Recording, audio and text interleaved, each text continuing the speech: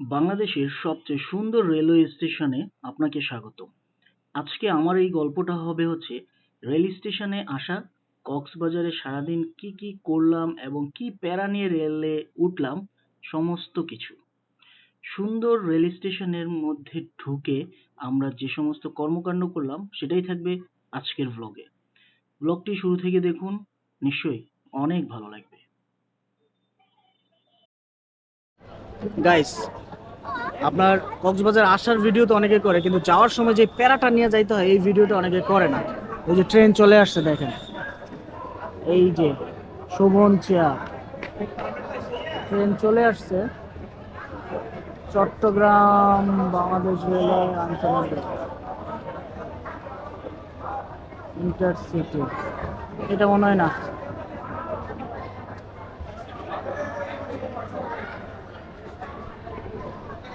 তো আমরা যখন চেক আউট হলাম, তো চেক আউট হওয়ার পর কি করব, সারাদিন বিচের মধ্যে ছিলাম, গরম অস্থির। তারপরে আবার কি করব, তারপরে একটু সুগন্ধা বিচে গেলাম, সেখান থেকে কেনাকাটা করলাম, আচার টাচার কিনতে হয় না মানুষের জন্য, সেটা করলাম। মানে পুরাই একটা কি যুদ্ধ। তারপর কতক্ষণে 7:45 ট্রেন, দুপুরে খাওয়া দাওয়া করছি 3:30টায়, আবার 6টার দিকে রাতের খাবার শেষ করে ফেলছি। শান্তি।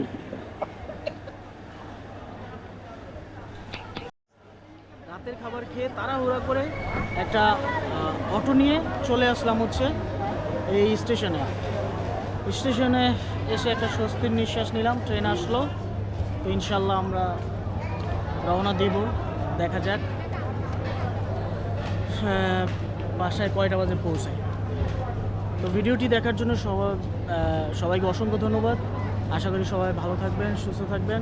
দেখা হবে নতুন কোনো জায়গায়, নতুন কোনো ভিডিওতে। ওই পর্যন্ত আল্লাহ হাফিজ। ভাই কক হয়তো ভুলে গেছি গা, ক খ গ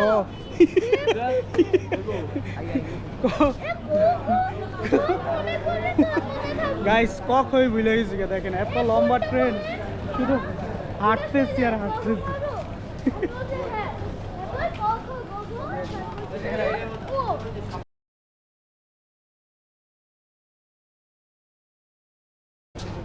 ঢ ঢ ঢ কই সামনে, ক খ গ ঘ উ ঢ। কত লম্বা।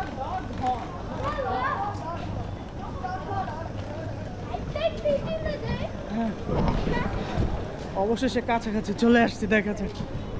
এটা ঢাকা চলে যাবে।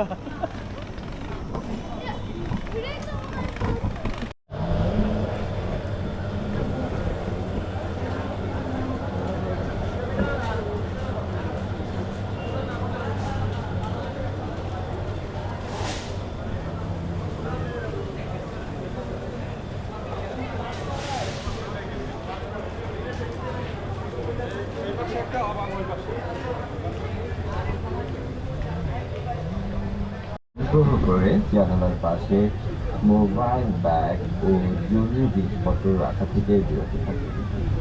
ভ্রমণরত অবস্থায় যতটা সম্ভব জানালার শাটার, জানালার গ্লাস বন্ধ রাখুন।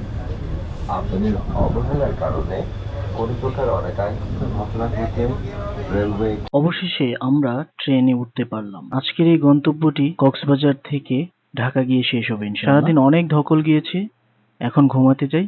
আপনারাও ঘুমাতে যান। আবার দেখা হবে নতুন একটি ভিডিওতে, নতুন কোনো জায়গায়। ওই পর্যন্ত ভালো থাকুন। আল্লাহ হাফেজ।